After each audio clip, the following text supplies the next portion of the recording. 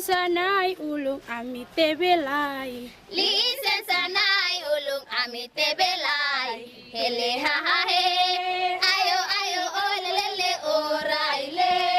Hele ha ha he. Ayo ayo oh le le le oh rai le.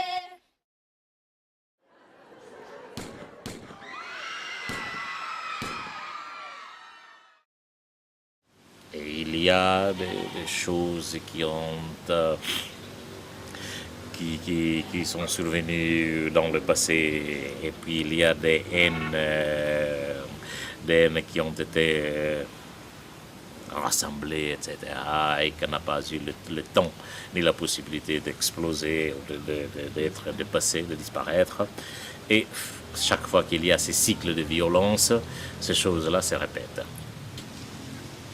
À mon avis, ça peut disparaître seulement avec l'élargissement de la conscience. Moi, je crois que ces choses-là peuvent être réglées un peu plus doucement que par la force. Mais c'est vrai qu'on est passé par un temps d'agression. Maintenant, on se retrouve dans un temps de calme.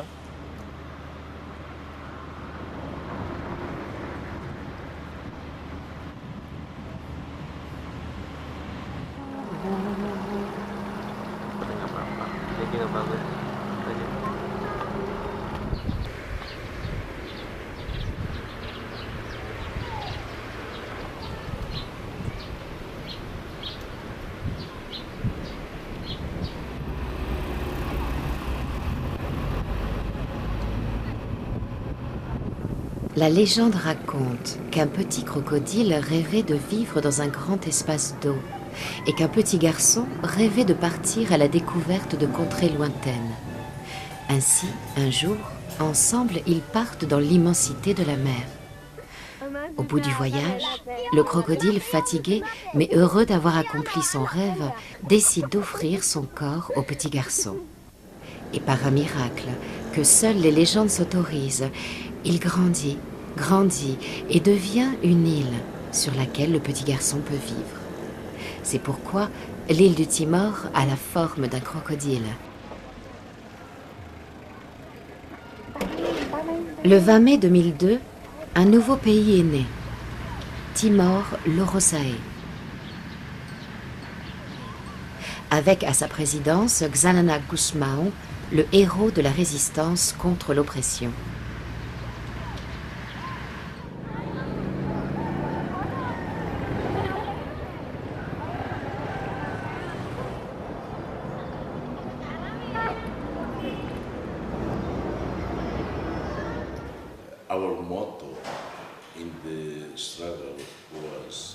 Le moteur de notre combat était la patrie et le peuple.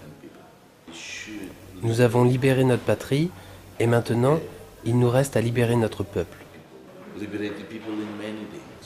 Libérer notre peuple dans bien des domaines.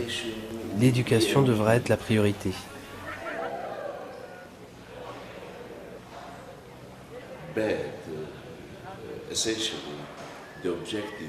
Mais il faut d'abord que notre peuple ne soit plus confronté à la faim.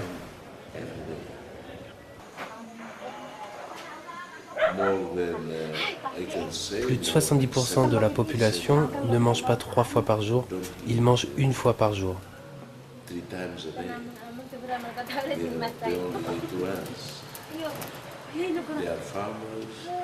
Ce sont des fermiers, de petits fermiers. Ils sont en dessous du seuil de pauvreté.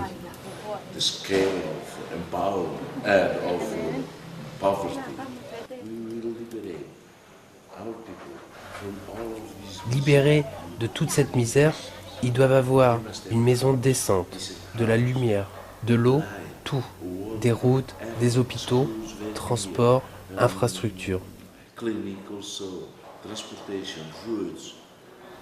Et lorsque nous aurons accompli cela, nous aurons libéré notre peuple. Notre indépendance prendra une véritable signification et nos sacrifices auront une vraie valeur.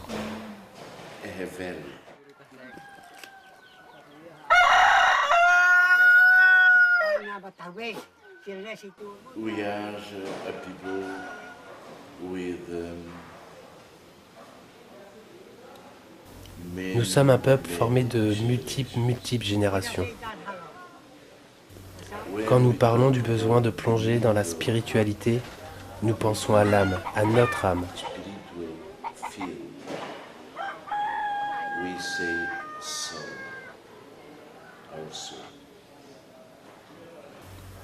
Vous savez, plus de 55% de notre population est âgée de moins de 20 ans. Plus de la moitié de la population a moins de 20 ans.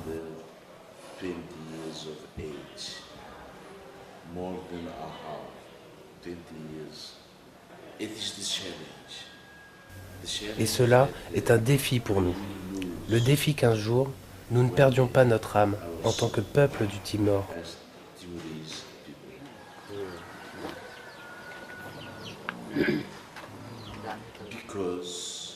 Parce que les gens de mon âge, aux environs de 50 ans, ne représentent que seulement 7% de la population. C'est un aspect à prendre en considération, un aspect aussi culturel. Si nous ne faisons pas attention à transmettre notre spiritualité, nous prenons le risque de perdre notre culture, nos traditions.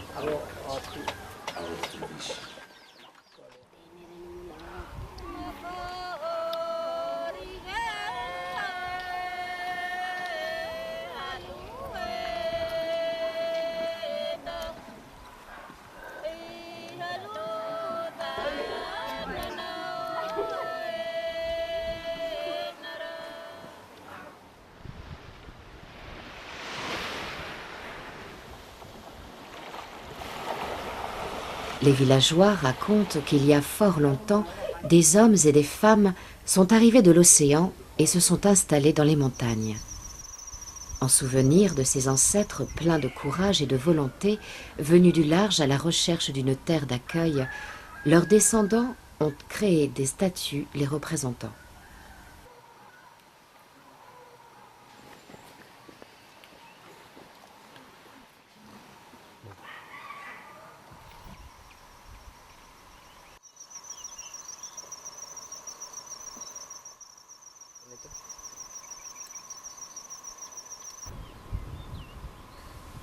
Au milieu des montagnes, loin de la modernité, un petit village nommé Kakaven célèbre ses ancêtres.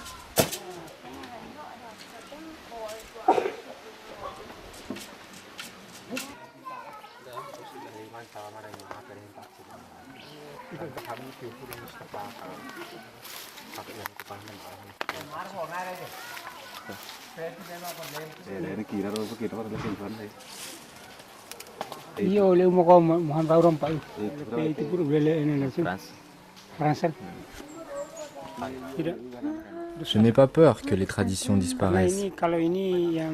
Il faut que les traditions restent, car sinon notre famille peut disparaître, car ce sont nos lois traditionnelles.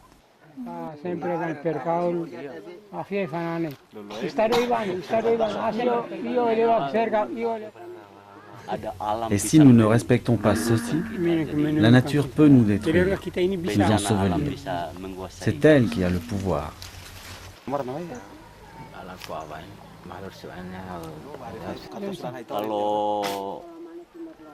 À Timor, même avec la modernité, nous resterons fidèles aux traditions. Ensemble, la modernité et les traditions.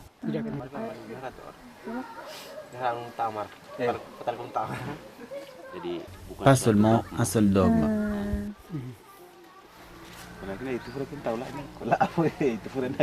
Les gens du Timor gardent précieusement leur culture animiste, tout en restant ouverts à d'autres croyances. Ainsi, la majorité des Timorais de l'Est s'est convertie au catholicisme, héritage de la colonisation portugaise.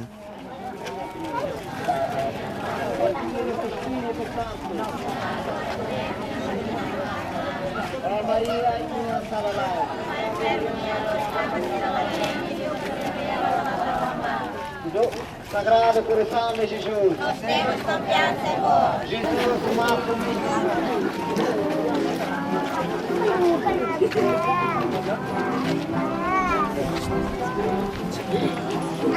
papai.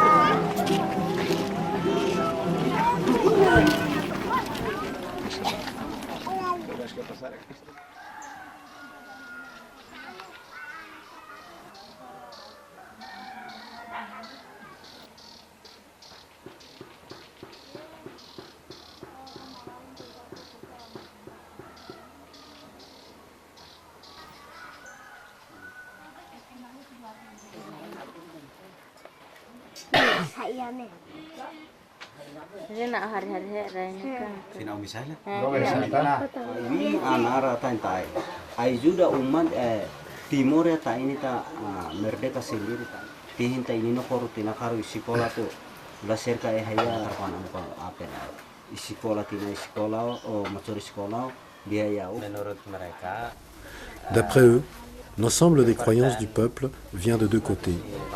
D'un côté, il y a les coutumes ancestrales, et de l'autre, la religion catholique. Car à l'origine, nos ancêtres avaient leur propre conception, et les gens du Timor vivaient avec seulement ces croyances-là. Il n'y avait pas encore de religion. Il y a 400 ans, il n'y avait pas encore de religion. Ils ne croyaient qu'aux valeurs traditionnelles.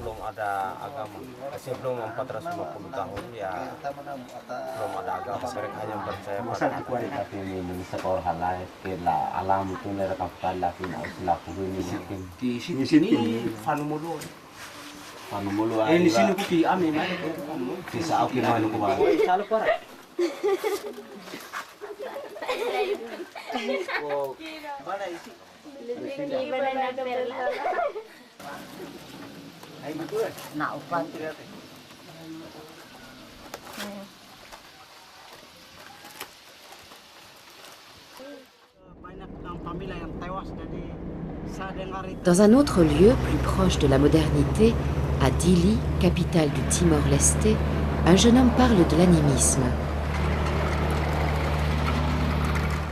Oui, je crois à l'animisme. Et d'ailleurs, ici, s'il n'y avait pas eu cela, peut-être que nous n'aurions pas eu l'indépendance. Les esprits nous ont incroyablement aidés. Beaucoup de personnes sont encore vivantes, bien qu'il y ait eu une terrible guerre, en dépit des incessants coups de feu. Moi, jusqu'à présent, je suis toujours ici, vivant.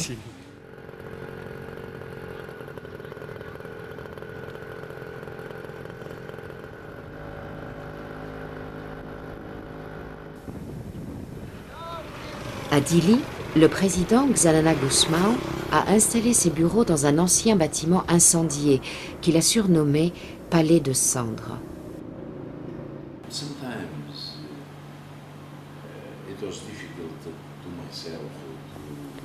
Il m'a été difficile de comprendre les forces de la nature.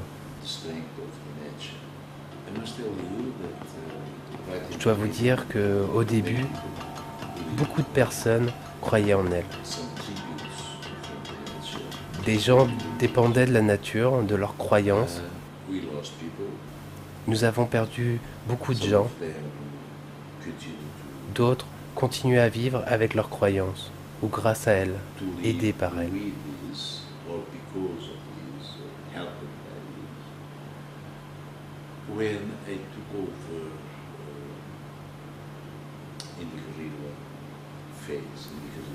Lorsque je découvris cela pendant la période de la guérilla, j'ai dit aux hommes de tout jeter.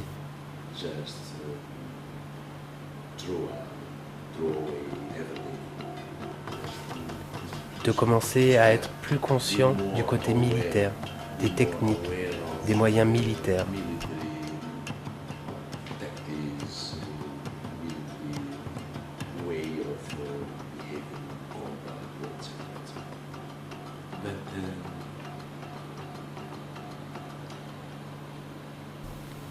Mais nous avons commencé à mourir. C'était vraiment dur.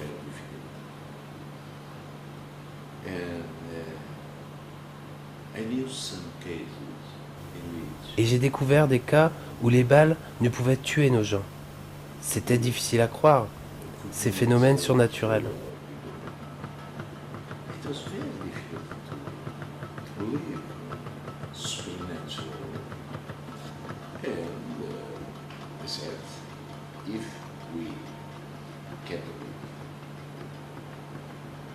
Alors, je me suis dit, nous, catholiques, lorsque nous marchons, lorsque nous mangeons, lorsque nous combattons, nous prions. Alors laissons-les faire.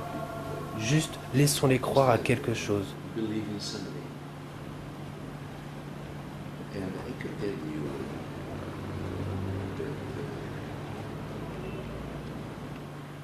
Many cases in which disbelief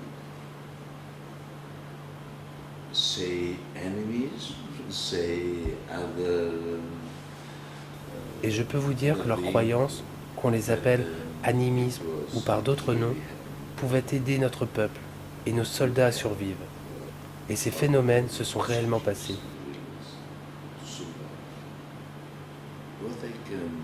Ce que je peux dire, en conclusion, c'est que la nature possède sa propre force et qu'il est donné à tout à chacun de pouvoir l'accueillir, l'utiliser.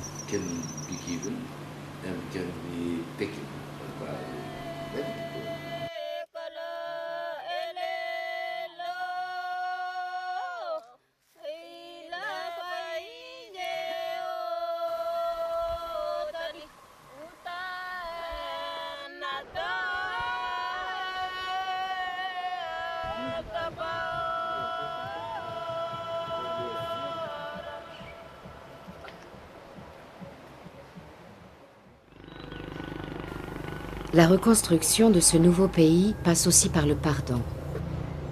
Après toutes les souffrances subies, une période de cicatrisation s'installe. Des Timorais qui s'étaient réfugiés au Timor de l'Ouest reviennent.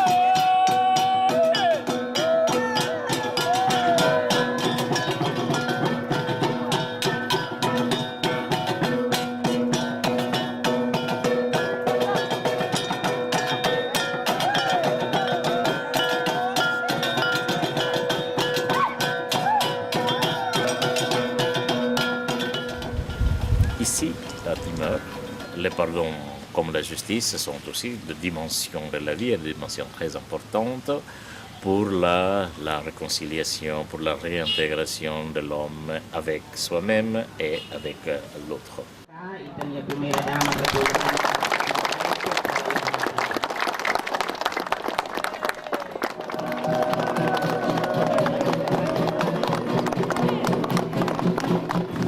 Ce qui est important pour le Timorais, ce n'est pas que la justice soit faite par le tribunal ou par les instances de justice. La justice consiste en ce que mon problème à moi, mon drame à moi, soit connu par tout le monde. Je vous donne un exemple. Quelqu'un a tué ma mère. Selon la conception habituelle de la justice, il faut que je le traîne en tribunal pour qu'il puisse être jugé. Et une fois qu'il est jugé, une fois qu'il y a une peine qui est accomplie par lui, je me sens déjà tranquille. Et bien ici, le phénomène ne passe pas nécessairement par là.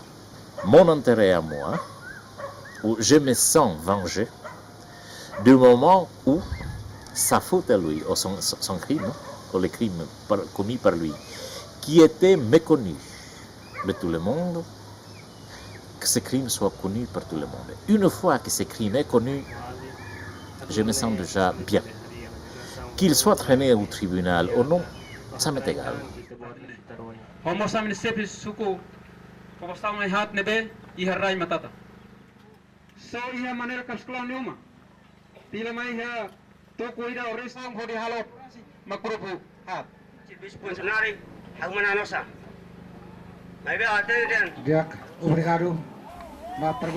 Les pourparlers, les explications entre les responsables et les victimes peuvent durer des heures et des heures. Ce jour-là, ils durèrent plus de 6 heures, jusqu'à ce que tous les cœurs soient satisfaits.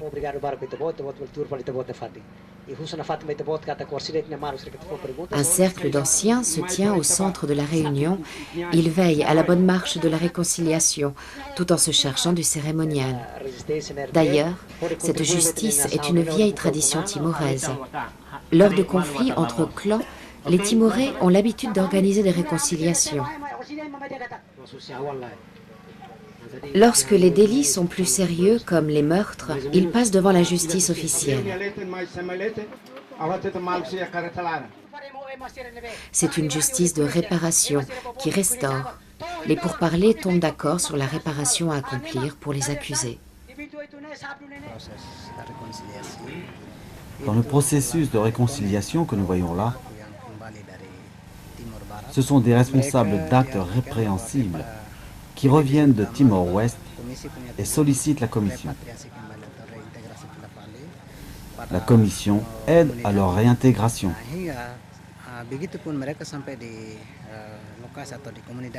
Lorsque des personnes ne se sentent pas confortables, pas en paix dans leur communauté,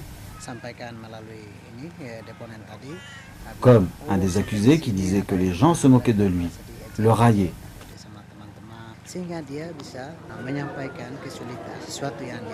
Alors, par l'intermédiaire de la commission, le lien, la relation se rétablit entre l'accusé et les victimes ou les gens de la communauté.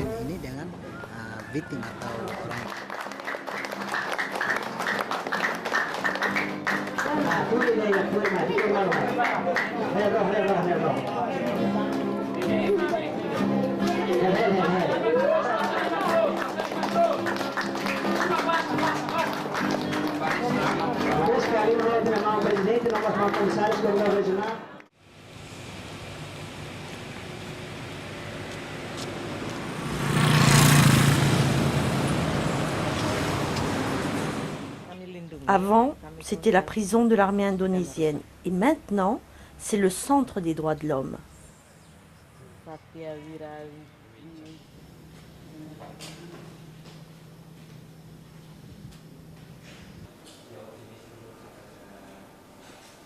Ainsi, la société timoraise va vers une société plus juste. Les gens retrouvent leur dignité et reprennent leurs droits. Il en est de même pour les femmes. Dans cette société encore très patriarcale, le droit des femmes est souvent bafoué. Petit à petit, l'état d'esprit change, la conscience grandit et les femmes se regroupent pour s'entraider, comprendre leurs droits, dire leurs besoins et trouver des solutions ensemble.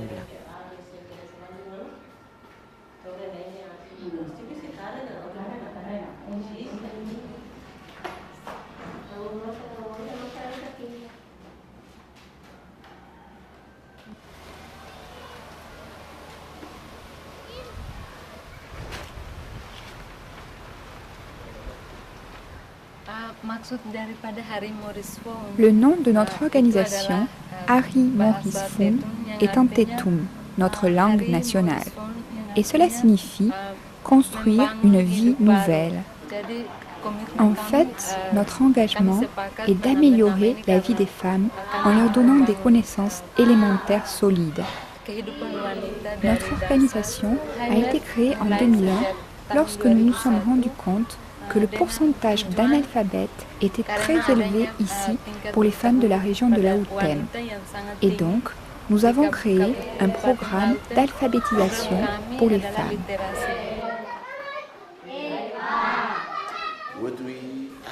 Et ce que nous demandons au peuple maintenant, c'est d'être les nouveaux héros dans la construction du pays.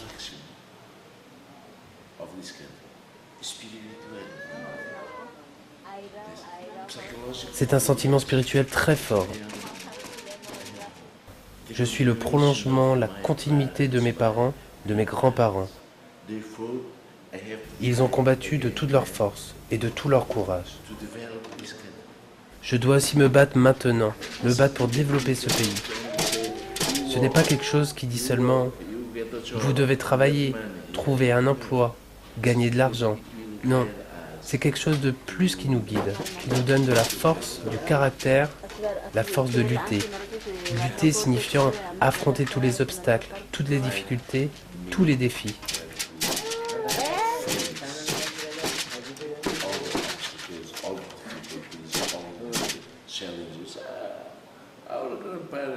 Nos grands-parents, des petits gens, ils l'ont fait. Ils étaient très pauvres, ils vivaient dans la misère, mais ils ont pu le faire. À nous maintenant, bien préparés, de faire développer ce pays.